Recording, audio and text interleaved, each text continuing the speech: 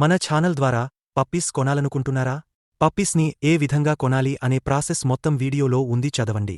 చదువురాని వారు చదువుకున్న వారితో చదివించుకుని వినండి.